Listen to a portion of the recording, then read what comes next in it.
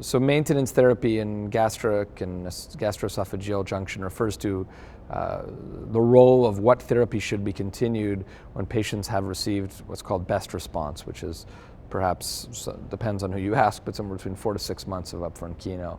And then the question is, what do you do? Do you continue chemo? Do you switch? Do you stop? There's a lot of controversy about that. Certainly at this meeting we had one very large presentation on avelumab versus continued chemotherapy in the maintenance setting. And it did not improve survival over continued chemotherapy alone.